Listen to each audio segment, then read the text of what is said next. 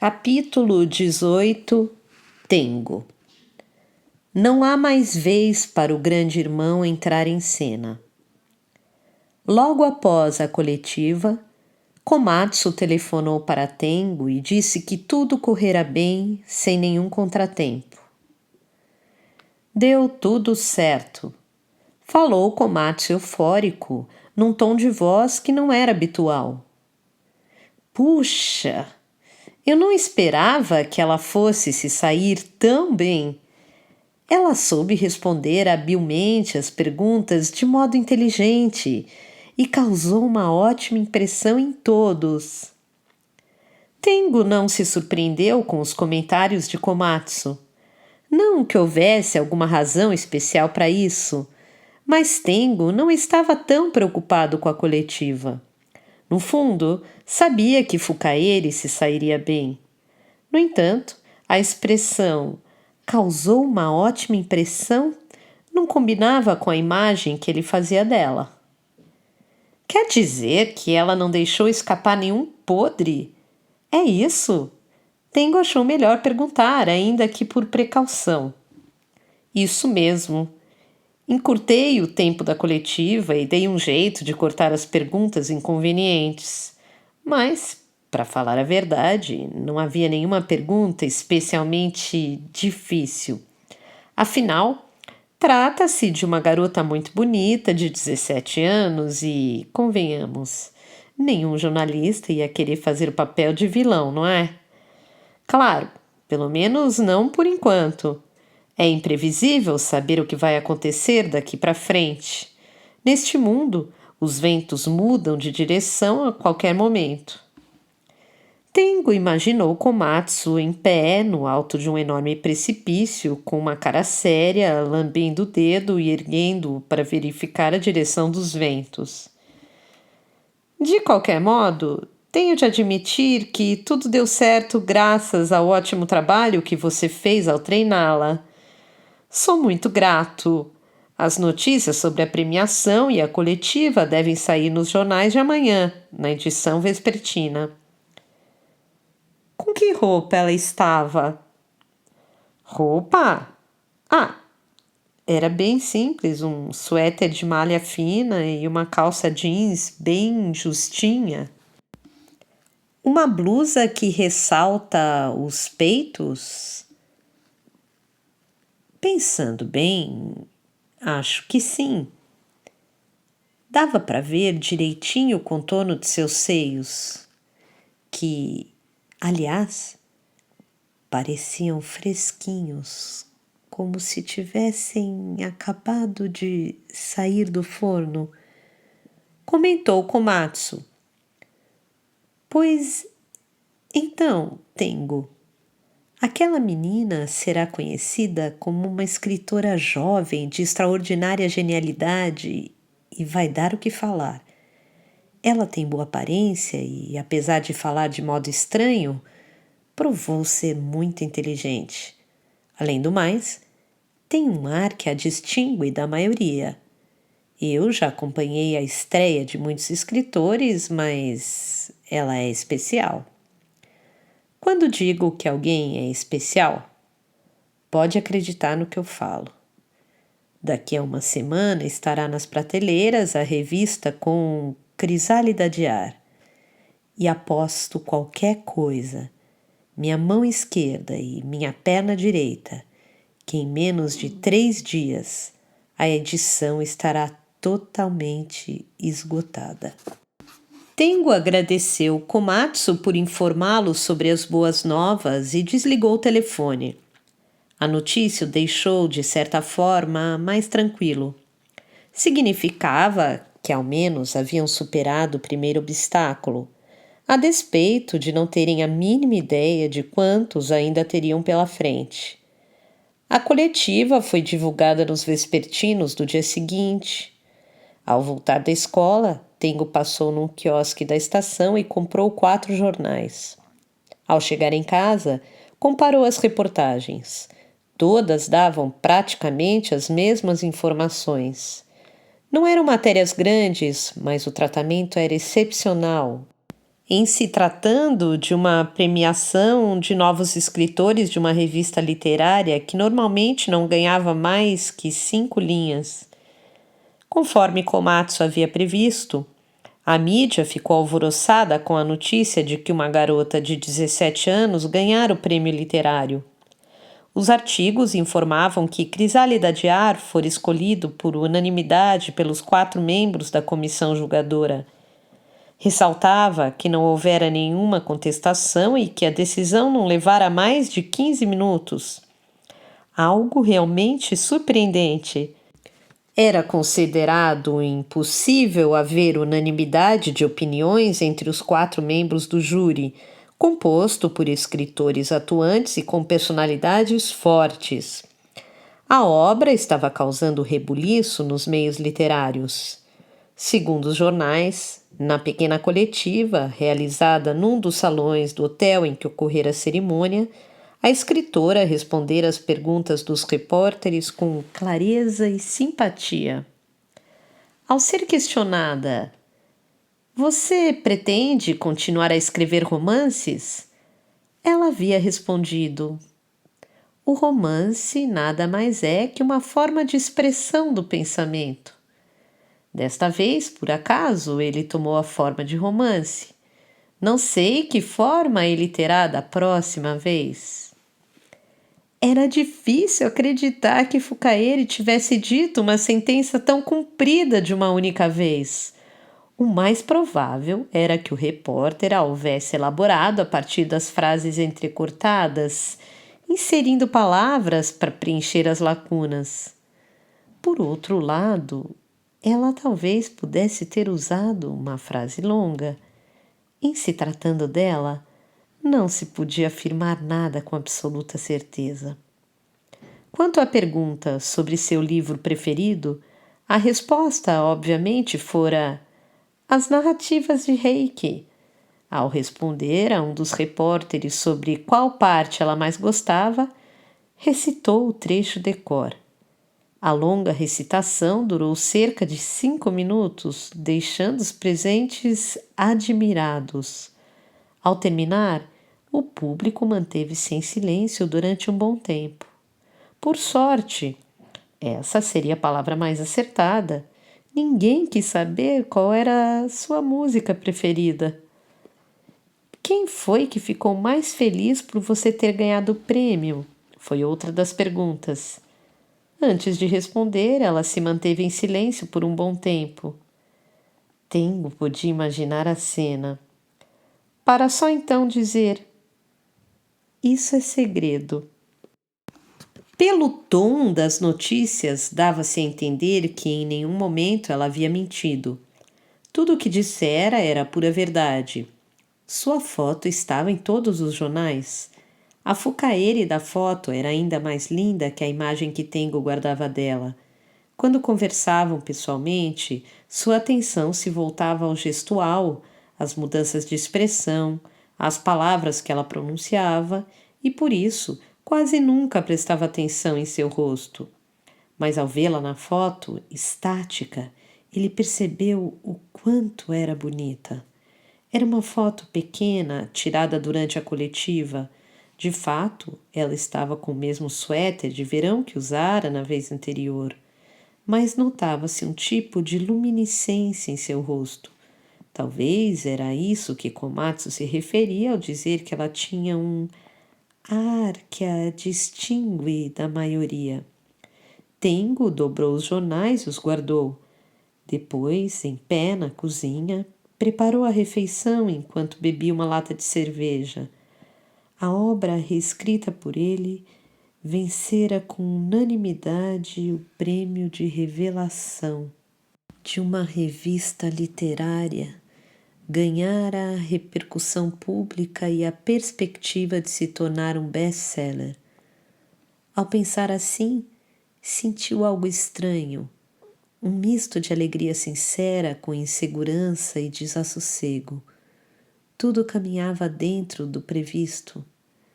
Mas seria normal tudo ir assim tão bem? Enquanto preparava a refeição, sentiu que perdera o apetite. Um pouco antes estava com fome, mas agora não tinha mais nenhuma vontade de comer. Resolveu envolver com um filme plástico a comida que estava preparando e guardá-la na geladeira. Em seguida, sentou-se na cadeira da cozinha e, em silêncio, bebeu a cerveja, olhando o calendário na parede. Ganhara o calendário do banco e nele havia fotos do Monte Fuji nas 4 estações. Tengo nunca havia subido o Monte Fuji, nunca subira na Torre de Tóquio, nunca subira na cobertura de um prédio alto. Por que será? Pensou Tengo. Talvez por ter sempre vivido com os olhos voltados para onde pisava. Komatsu acertou em cheio sua previsão. A revista com crisálida de ar se esgotou no primeiro dia, sumindo rapidamente das prateleiras. Até então, vender toda a tiragem de uma revista literária era inédito. A editora mantinha essa publicação mensal, mesmo operando no vermelho, pois seu objetivo era lançar posteriormente as obras em livros e revelar novos escritores com o prêmio literário. Não havia nenhuma expectativa de obter lucros com a publicação. Portanto, vender todas as revistas num único dia era uma notícia que chamava a atenção do público, como se houvesse nevado em Okinawa. Mesmo assim, vender tudo não significava necessariamente que a revista fosse sair do vermelho. Komatsu telefonou para explicar essas coisas. Isso é muito bom, disse Komatsu.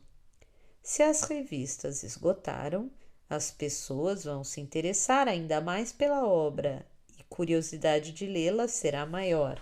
A gráfica está trabalhando a todo vapor para editar Crisálida Diária em livro. Caráter de urgência, prioridade máxima. Desse jeito, ganhar o prêmio Akutagawa é o de menos. O importante agora é vender o livro enquanto a notícia está quente. Com certeza, vai se tornar um best-seller. Eu garanto. Por isso, Tengo, é melhor você já ir pensando em como vai gastar o dinheiro. Na coluna literária do jornal de sábado havia uma notícia sobre Crisálida Diar, que informava que a revista havia se esgotado rapidamente. Alguns críticos literários faziam comentários sobre o livro. Em geral, as críticas eram positivas. Segundo eles, era difícil crer que uma garota de 17 anos fosse capaz de ter um estilo tão vigoroso, uma sensibilidade tão apurada e uma imaginação tão rica. E levantavam a possibilidade de a obra criar um novo estilo literário. Um dos críticos apontava que, em alguns trechos, a excessiva imaginação lamentavelmente comprometia o elo com a realidade. Foi a única opinião que Tengo encontrou. Mas este mesmo crítico terminava o artigo num tom mais moderado, dizendo: aguardar com muito interesse que tipo de obra essa jovem vai escrever daqui para frente. A direção dos ventos parecia favorável. Fukaeri telefonou para Tengo 4 dias antes da data prevista para o lançamento do livro. Eram 9 da manhã. Estava acordado? Perguntou Fukaeri, como sempre, sem entonação. Estou, respondeu Tengo. Hoje à tarde está livre? Depois das 4 estou livre. Podemos nos encontrar? Podemos, disse Tengo. Pode ser no mesmo lugar de sempre? Perguntou Fukaeri. Pode sim, respondeu Tengo. Às 4 da tarde estarei naquela mesma cafeteria de Shinjuku. Ah, você estava muito bem na foto. Aquela que foi tirada no dia da coletiva. Eu vesti o mesmo suéter, disse Fukaeri. Ficou bem em você, disse Tengo. Por que você gosta do formato dos seios? Você tem razão, mas o mais importante é que eles causaram uma boa impressão nas pessoas. Fukaeri manteve-se em silêncio por um bom tempo. Era um silêncio parecido com o de uma pessoa observando atentamente algo disposto numa prateleira próxima. Talvez ela estivesse pensando qual seria a relação entre causar uma boa impressão e o formato de seus seios. O próprio Tengo pensava na possível relação sem saber ao certo qual poderia ser. 4 horas, disse Fukaeri e em seguida desligou. Quando Tengo chegou à cafeteria um pouco antes das 4, Fukaeri já o aguardava com o professor Ebizuno sentado a seu lado. Ele vestia uma camisa cinza clara de mangas compridas e uma calça cinza escuro. Como da vez anterior, parecia uma estátua com as costas perfeitamente eretas. Tengo ficou surpreso em vê-lo.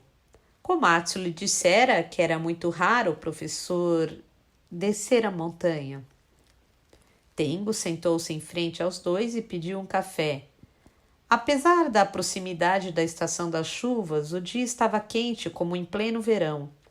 E mesmo com o calor, Fukaeri bebia aos golinhos uma xícara de chocolate quente, como da vez anterior.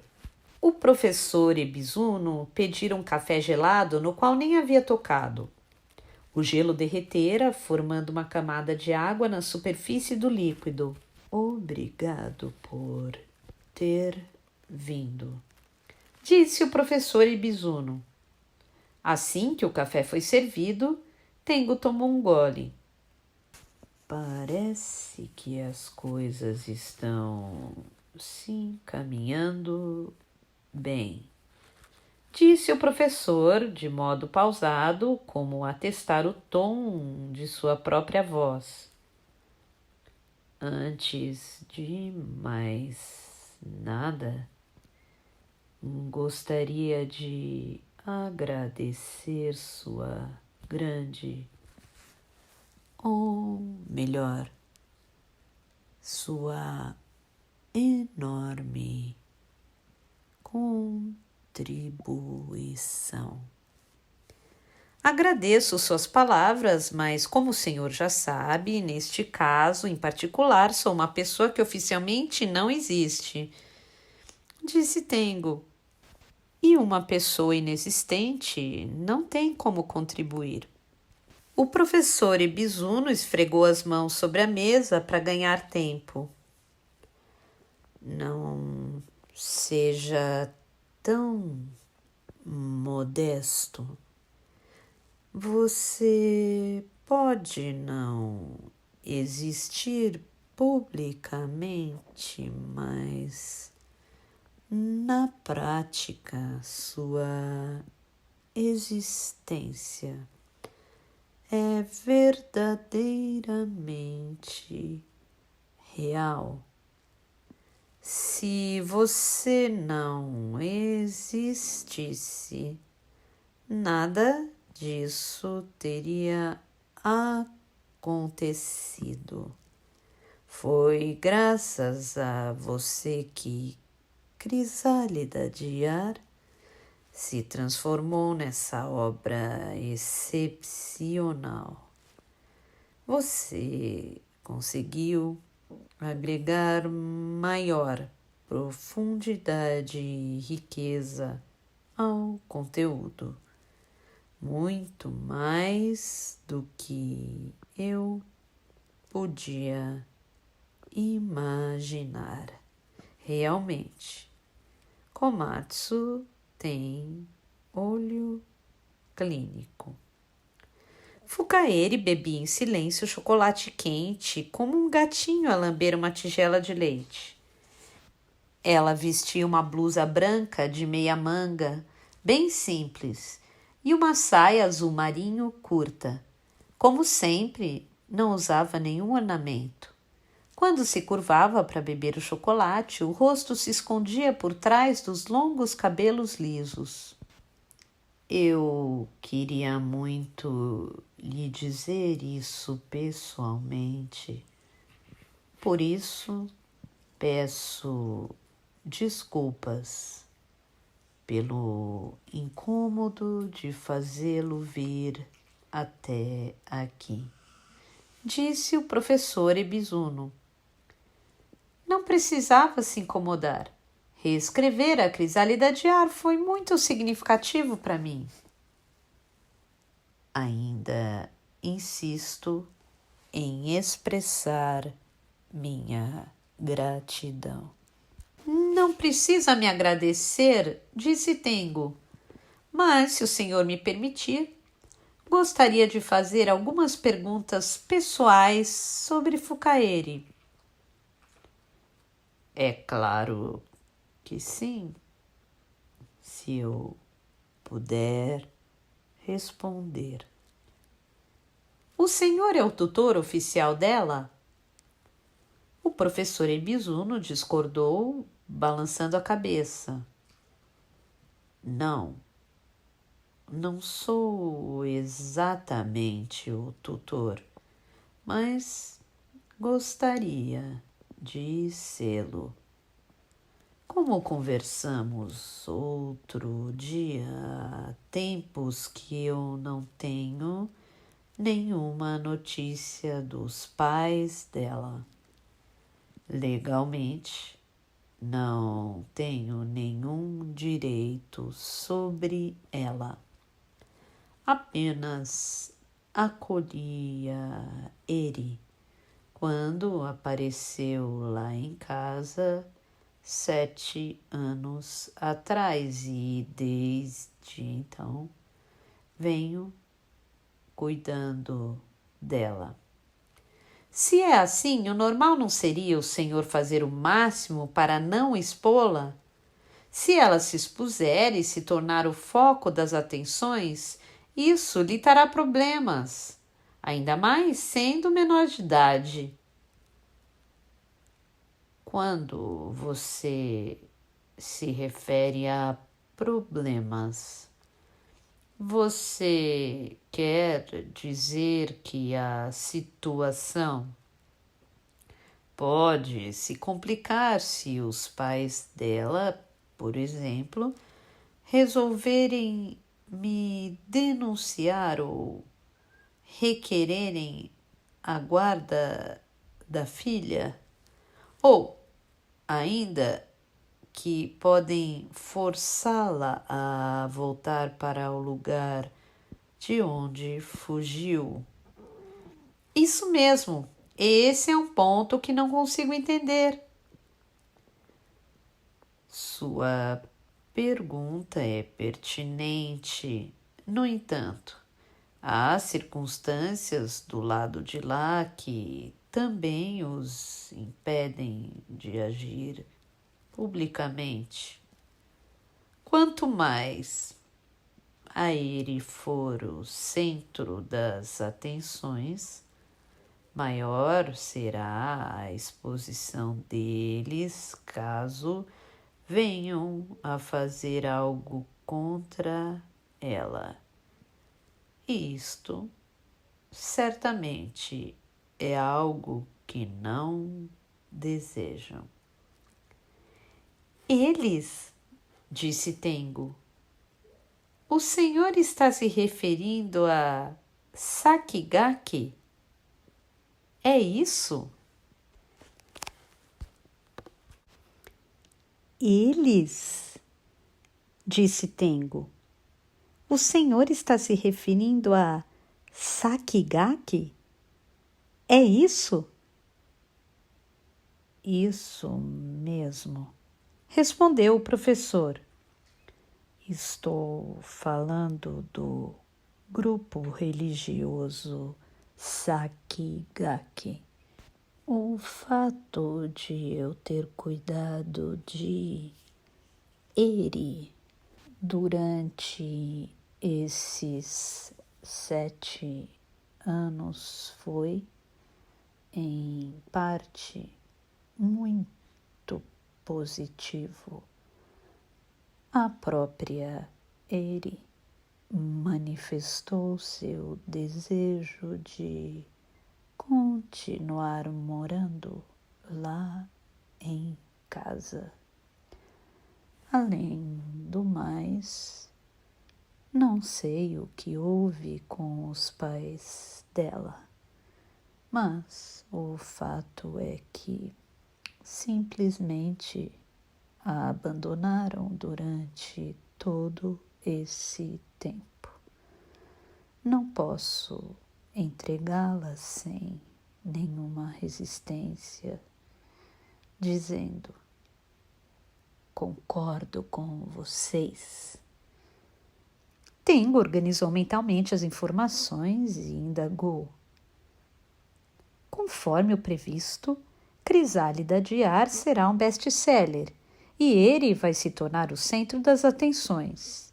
Em contrapartida, isso dificultará as ações de Sakigake. Até aí eu entendo perfeitamente. Mas o que o senhor pretende fazer de agora em diante? Eu também não sei, disse o professor em tom neutro. O que vai acontecer daqui para frente pertence a um território desconhecido ao qual ninguém tem acesso. Não existem mapas. Precisamos dobrar a esquina para depois saber o que nos aguarda. Não temos ideia do que vamos encontrar. Não tem ideia do que vai encontrar? Perguntou Tengo. Não. Por mais que soe leviano, a verdade é que não temos ideia do que nos espera. É como atirar uma pedra num lugar profundo. Plaft! Um barulho enorme ecoa ao redor. Agora só nos resta aguardar e observar atentamente o que vai sair de dentro do lago. Os três ficaram em silêncio, cada um imaginando a seu modo as ondulações agitando a superfície do lago. Tengo aguardou um tempo que, segundo seus cálculos, seria suficiente para que as ondulações imaginárias dos demais também se aquietassem. E então quebrou o silêncio. Como eu já disse em nosso primeiro encontro, o que estamos fazendo é um tipo de fraude. Não deixa de ser um crime. Daqui para frente, a tendência é que isso envolva uma considerável soma de dinheiro e a mentira vai crescer como uma bola de neve. Uma mentira vai puxar outra, elas se tornarão cada vez mais complexas e fatalmente escaparão do nosso controle. Quando a verdade vier à tona, todos nós, inclusive ele, sairemos prejudicados ou, na pior das hipóteses, destruídos. Ou seja, seremos socialmente aniquilados. O senhor está de acordo com isso? O professor Ebizuno levou a mão à ponte dos óculos. No final das contas, só me resta concordar. Segundo Komatsu, o senhor também aceitou ser o representante legal dessa empresa forjada que vai tratar dos assuntos relacionados à crisálida de ar. Em outras palavras, o senhor pretende participar do plano de Komatsu expondo seu nome publicamente, o que significa que está disposto a assumir a culpa. No final de contas, acho que é isso que vai acontecer. O senhor é uma pessoa excepcionalmente inteligente, dono de um vasto conhecimento e de uma original visão de mundo. Mesmo assim, o senhor diz que não consegue imaginar o que vai acontecer daqui para frente. Disse há pouco que não tem a mínima ideia do que vai encontrar ao dobrar a esquina. O que eu não consigo entender é por que uma pessoa como o senhor quer se envolver numa situação tão incerta e imprevisível. Agradeço os seus elogios, mas... O professor fez uma breve pausa e prosseguiu. Entendo muito bem o que está querendo dizer. Houve um silêncio. Ninguém sabe o que vai acontecer. Interveio de repente Fukaeri, retornando a seguir ao silêncio. A xícara de chocolate estava vazia. É isso mesmo, disse o professor. Ninguém sabe o que vai acontecer. Ele tem toda a razão. Mas deve haver algum plano, disse Tengo. Existe um plano, disse o professor. Posso tentar adivinhar? É claro que pode. A publicação de Crisálida de Ar pode ajudar a desvendar o que aconteceu com os pais de Eri. O significado de jogar uma pedra no lago seria isso? Você chegou bem perto, disse o professor Ebizuno. Se Crisálida de Ar se tornar um best-seller, a mídia vai assediá-la como carpas que se juntam no lago. Para falar a verdade, a repercussão já está sendo grande. Desde que ela foi à coletiva, chovem convites para que conceda entrevistas a revistas e canais de TV. Estou recusando todos os pedidos, mas com a publicação do livro, a procura será ainda maior. Se continuarmos a recusar todas as entrevistas, eles farão de tudo para descobrir o histórico de Eri. Cedo ou tarde, a sua vida pessoal virá à tona. Eles vão descobrir quem são os pais dela, onde e como ela foi criada e quem está cuidando dela agora. E isso, certamente, será um assunto de grande interesse. Eles vão descobrir quem são os pais dela, onde e como ela foi criada e quem está cuidando dela agora. E isso certamente será um assunto de grande interesse. Eu não faço isso porque gosto. Hoje vivo tranquilamente nas montanhas e jamais me envolveria num assunto de tamanha repercussão. Não tenho nada a ganhar com isso. O que quero fazer é jogar a isca e conduzir o interesse da mídia para os pais dela. Fazer com que a mídia queira saber onde estão e o que estão fazendo. A intenção é fazer a imprensa descobrir o que até hoje a polícia não conseguiu ou não quis fazer, Se der certo, vamos usar as informações para libertar o casal Fukada.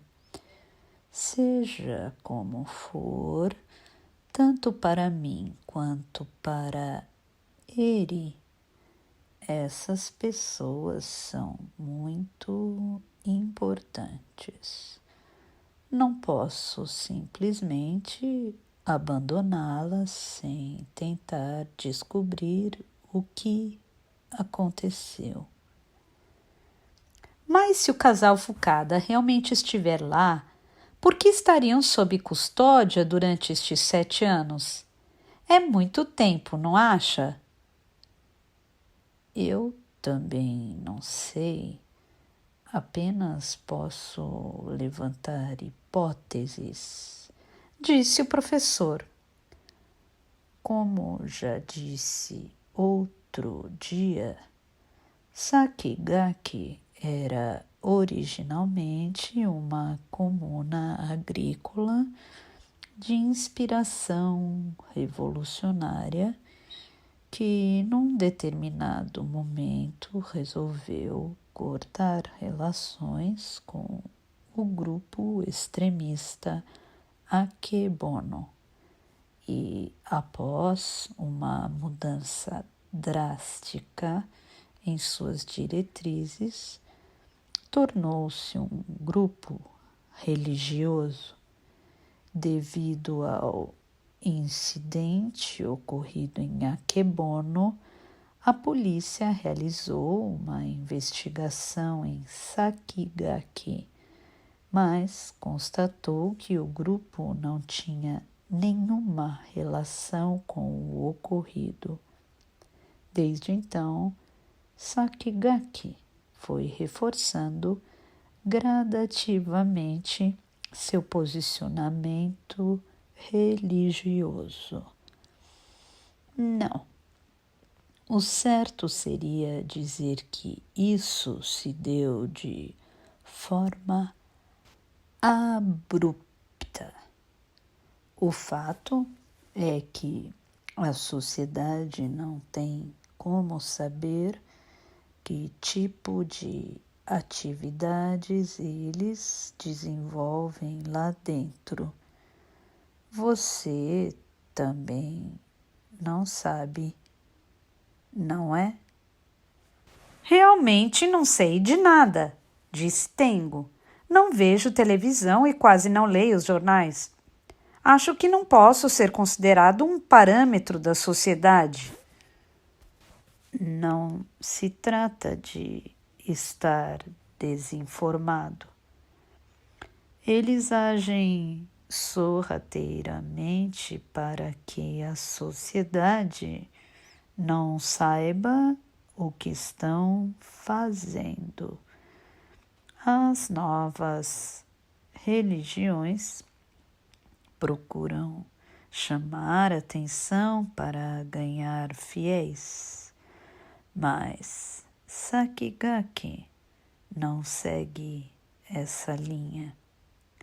Seu objetivo não é aumentar o número de fiéis.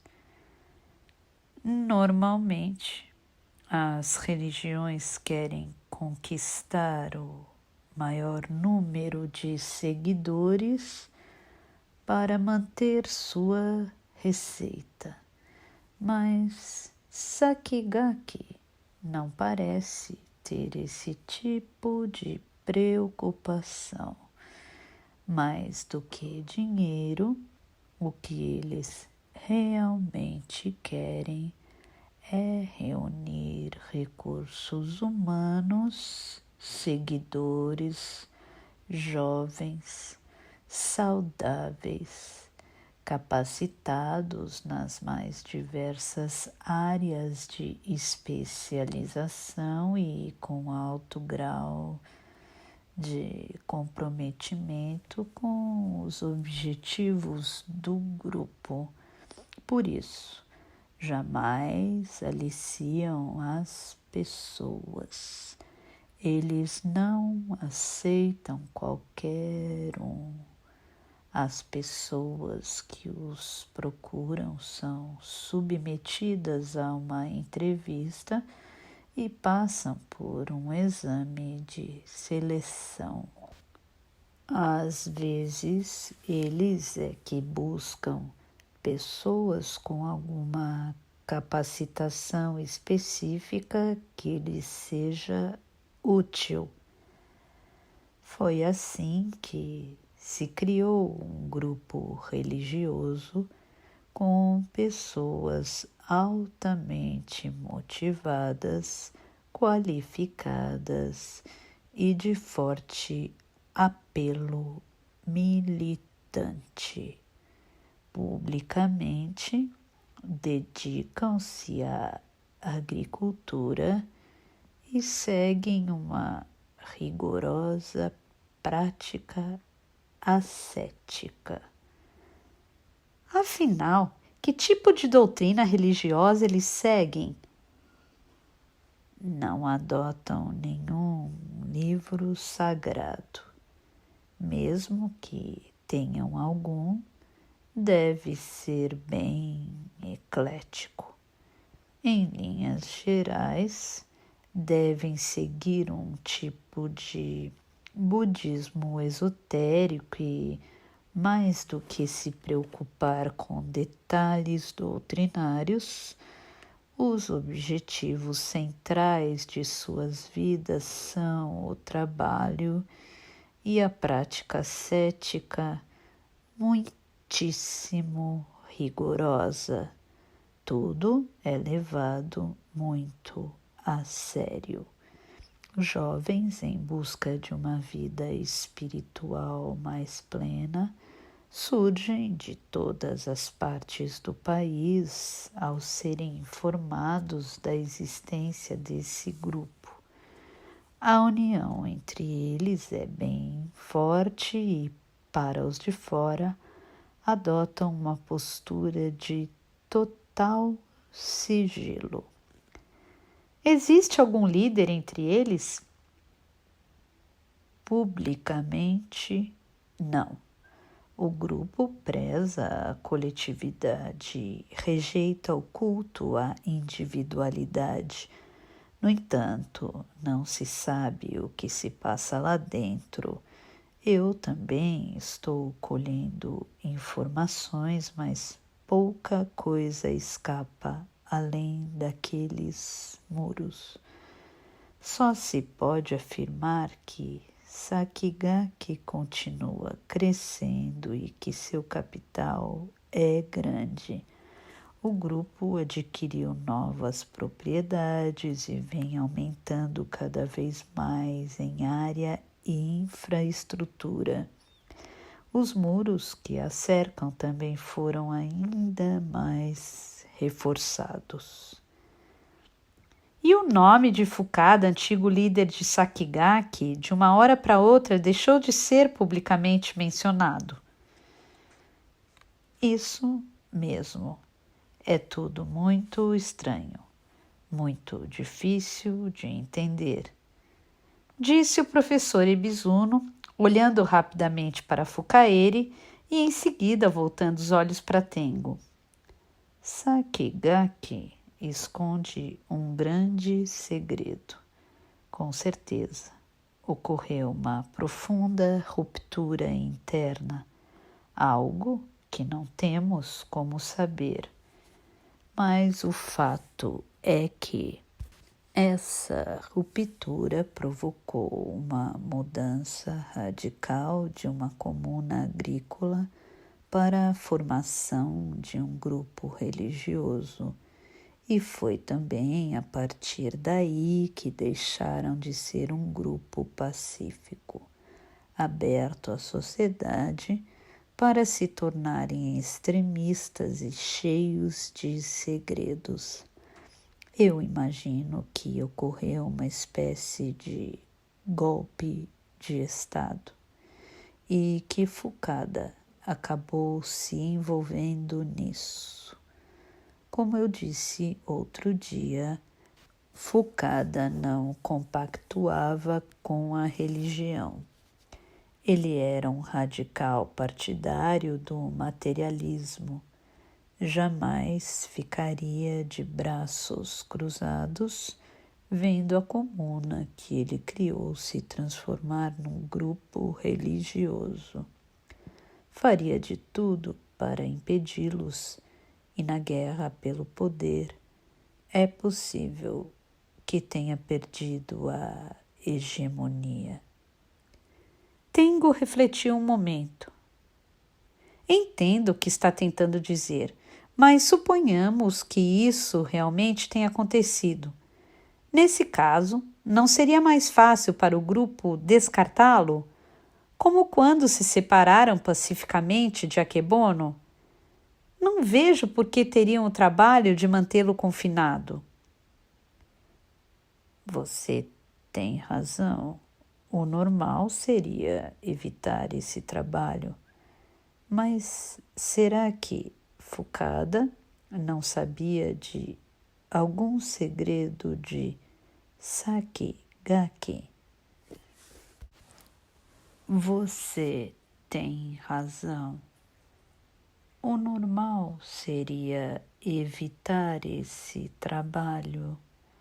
Mas será que Foucault não sabia de algum segredo de Sakigake? Algo que, caso se tornasse público, não seria conveniente para o grupo. Acho que eles não podiam simplesmente expulsá-lo. Foucault foi o fundador da comuna e, durante muito tempo, atuou como líder do grupo e certamente presenciou o que acontecia lá dentro.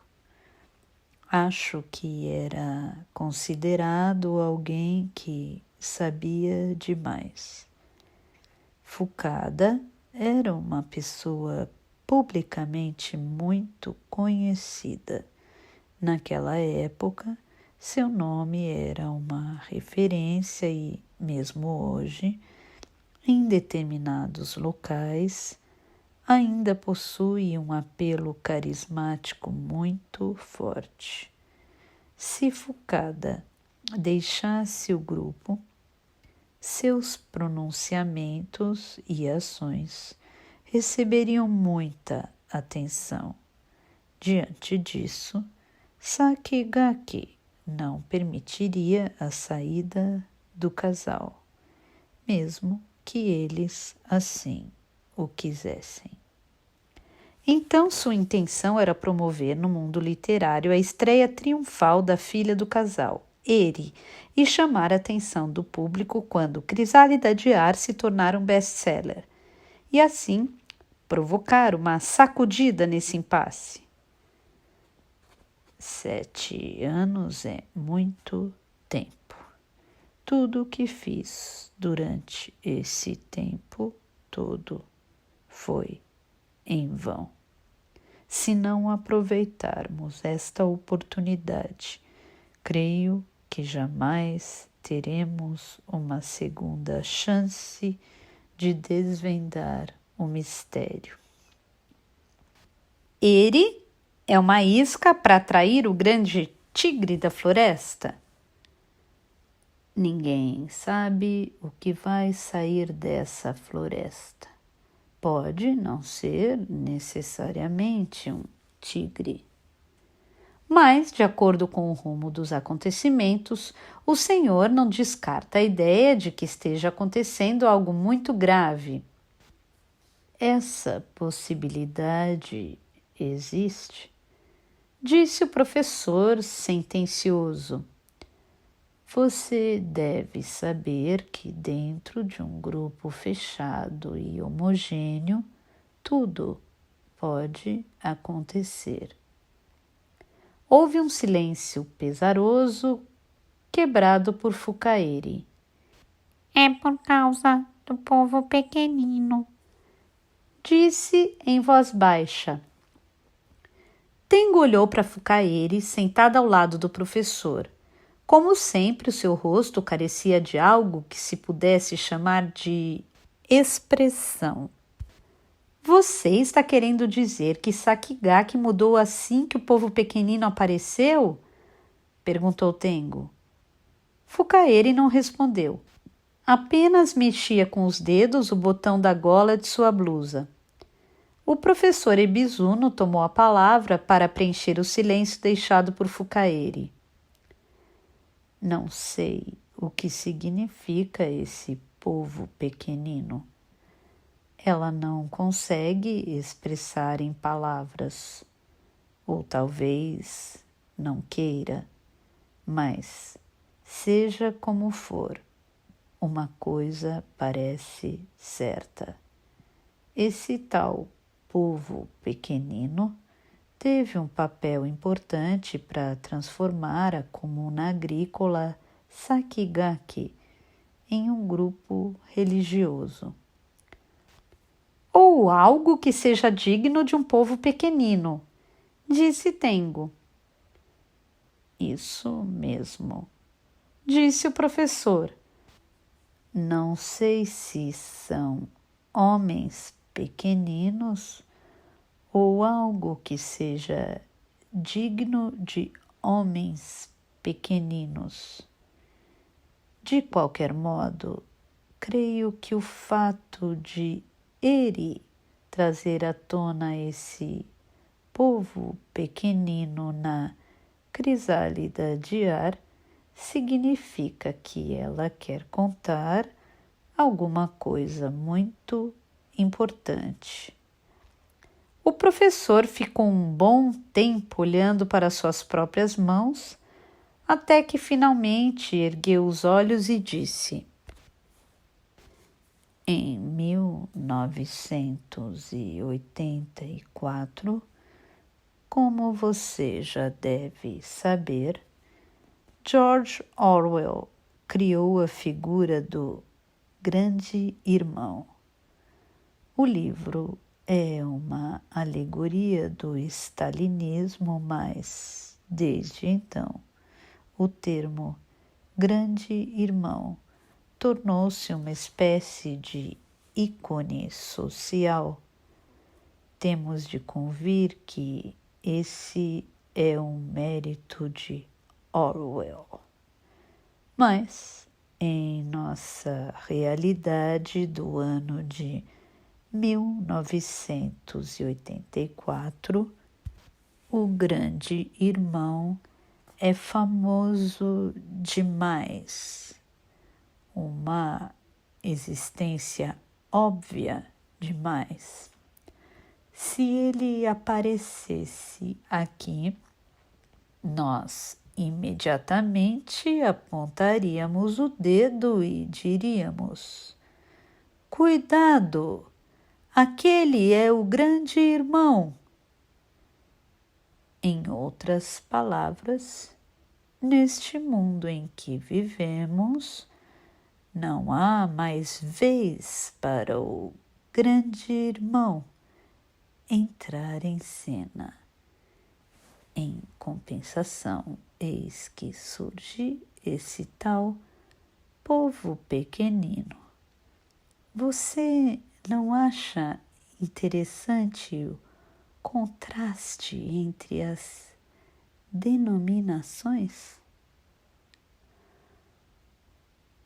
O professor observou atentamente o rosto de Tengo com uma expressão que parecia ser um sorriso.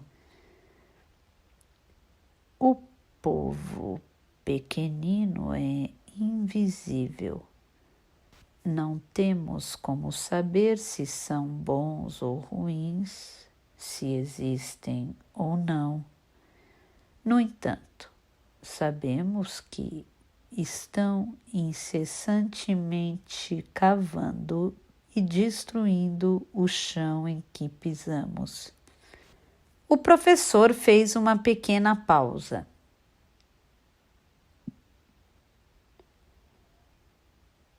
Se quisermos saber o que aconteceu com o casal Fukada e também com Eri, é preciso descobrir quem é esse povo pequenino.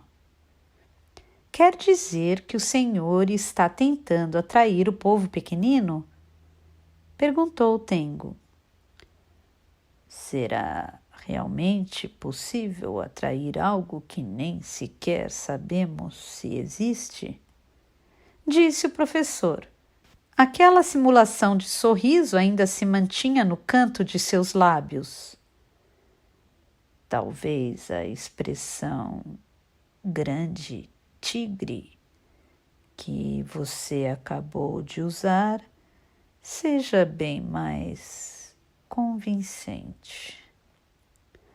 Seja como for, a Eri continua sendo uma isca.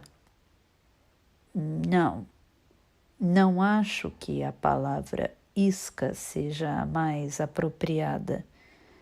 Digamos que a imagem que mais se aproxima é a de um redemoinho em formação. As coisas ao redor vão começar a girar em torno desse redemoinho. É isso que espero que aconteça. As coisas ao redor vão começar a girar em torno desse redemoinho. É isso que espero que aconteça. O professor girou lentamente o dedo no ar e continuou. Eri está no centro desse redemoinho e quem está no centro não precisa se mexer. O que se move são as coisas ao redor. Tengo escutava em silêncio o professor. Se eu tomar emprestada sua metáfora, não só a Eri, mas todos nós podemos nos considerar iscas. Disse o professor, estreitando os olhos para observar a reação de Tengo. Inclusive, você. Me disseram que eu deveria apenas reescrever Crisálida de Ar, ou seja, o meu trabalho seria como o de um especialista cumprindo ordens. Pelo menos foi isso que Komatsu disse logo no começo. Entendo. Mas a história foi mudando no meio do caminho, disse Tengo. Por acaso foi o senhor que sugeriu essa mudança no plano de Komatsu? De jeito nenhum. Não tive a intenção de mudar nada. Komatsu tem o objetivo dele e eu tenho o meu. Por enquanto, os dois objetivos seguem na mesma direção. Então quer dizer que agora os objetivos coincidem e por isso ambos seguem o mesmo plano? Creio que se possa dizer isso. Duas pessoas com destinos diferentes compartilham o mesmo cavalo. Até um determinado ponto elas seguem o mesmo caminho, mas depois de um tempo ninguém sabe o que vai acontecer. Você realmente é um escritor. Sabe se expressar muito bem. Tengo suspirou. A minha intuição não é das melhores, mas suspeito de que não há mais como voltar atrás. Mesmo que haja a possibilidade de voltar, as coisas nunca retornam ao ponto de origem. Disse o professor. A conversa terminou. Tengo não tinha mais nenhuma pergunta. O professor Ebizuno pediu licença e se retirou, dizendo que tinha um encontro marcado com uma pessoa naquelas redondezas. Por um bom tempo, Fukaeri e Tengo continuaram sentados um de frente para o outro em silêncio. Não está com fome? Perguntou Tengo. Não exatamente, Respondeu Fukaeri. Como a cafeteria começou a encher, os dois resolveram sair sem trocar uma palavra. Depois caminharam a esmo pelas ruas de Shinjuku. Eram quase 6 horas, mas o céu ainda estava claro. As pessoas andavam apressadas em direção à estação. Os raios de sol do início de verão incidiam sobre a cidade. Para quem tinha saído de uma cafeteria no subsolo, a luz parecia estranhamente artificial. Para onde você vai agora? Perguntou Tengo. nenhum lugar em especial. Respondeu Fukaeri. Quer que eu te acompanhe até sua casa? Perguntou Tengo. Quero dizer, até o seu apartamento em Shinanomachi. Hoje você vai ficar lá, não vai? Não vou para lá. Respondeu Fukaeri. Por quê? Fukaeri não respondeu. Você acha melhor não ir? Perguntou Tengo. Fukaeri concordou sem dizer nada. Tengo teve ímpetos de perguntar por que ela achava melhor não ir, mas pressentindo que não lhe daria uma resposta convincente, desistiu. Então você vai voltar para a casa do professor. Futamatau é muito longe. Você tem algum outro lugar para ir? Vou dormir na sua casa. Disse Fukaeri. Acho que não é uma boa ideia, respondeu Tengo, escolhendo as palavras. Meu apartamento é pequeno e, como moro sozinho, o professor Ebizuno certamente não vai gostar. O professor não liga, Disse Fukaeri, encolhendo os ombros. Eu também não ligo. Mas eu ligo, respondeu Tengo. Por quê? É que... Tengo começou a responder, mas faltaram palavras. Ele não conseguia lembrar o que pretendia dizer. Quando conversava com Fukaeri, isso acontecia. De repente, ele esquecia o que estava dizendo. Era como se, do nada, as partituras começassem a se espalhar durante um concerto. Fukaeri estendeu sua mão direita e segurou a esquerda de Tengo para reconfortá-lo. Você não entende direito, Disse Fukaeri. O que não entendo? que nós dois somos um só. Um só? Perguntou Tengo surpreso. Escrevemos o livro juntos. Tengo sentiu a pressão dos dedos de Fukaeri na palma da mão. A pressão não era exatamente forte, mas firme e constante. Tem razão. Nós escrevemos Crisálida de Ar e estaremos juntos quando o tigre nos devorar. Não vai haver tigre. Respondeu Fukaeri, estranha, com um tom de voz sério. É bom saber, disse Tengo, mas não se sentia aliviado. O tigre poderia não aparecer, mas sabe-se lá o que poderia surgir em seu lugar. Pararam em frente à bilheteria da estação Shinjuku. Ainda de mãos dadas, Fukaeri olhou o rosto de Tengo. A multidão passava apressada ao redor deles como a correnteza de um rio. Tudo bem. Se você quiser dormir lá em casa, pode dormir, disse Tengo conformado. Eu durmo no sofá. Obrigada, Disse Fukaeri. Tengo se deu conta de que era a primeira vez que ouvia Fukaeri agradecer. Não, talvez não fosse a primeira. Mesmo assim, ele não conseguia se lembrar de quando teria ouvido aquilo antes.